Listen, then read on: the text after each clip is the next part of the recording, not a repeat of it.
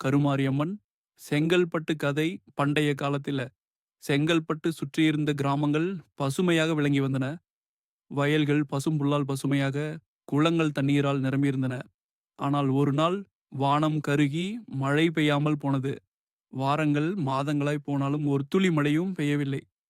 நிலம் பிளந்து போய் பயிர்கள் எரிந்து சாம்பலாயின. மக்கள் வறட்சியால் அவதிப்பட்டனர். அப்பொழுது கிராம மூத்தவர்கள் ஒன்று கூடி தெய்வத்தின் அருள் வேண்டிக் கொண்டனர். அவர்களுக்கு ஒரு கனவு வந்தது. கருமாரி அம்மன் என்று அழைக்கப்படும் தாயே, இந்த நிலத்தை மீண்டும் வளம் கொள்ளச் செய்வாள் என்று. மக்கள் அனைவரும் கூடி மலை குன்றின் அடியில் ஒரு கல் மூர்த்தியை வைத்து தாயை அழைத்தனர். அப்போது அதிசயம் நடந்தது.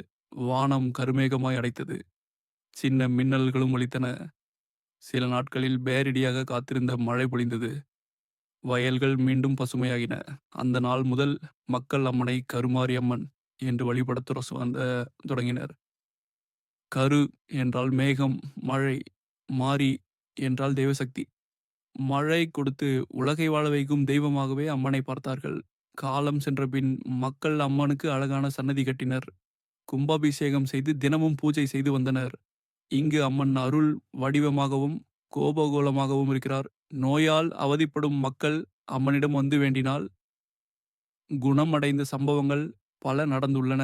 ஆண்டுதோறும் ஆடி மாத திருவிழா, பங்குனி மாத பவளக்குடம், தீமிதி, குண்டம் தாண்டுதல் போன்றவை நடக்கின்றன. ஆயிரக்கணக்கான பக்தர்கள் வந்து அம்மனின் அருளை பெறுகின்றனர்.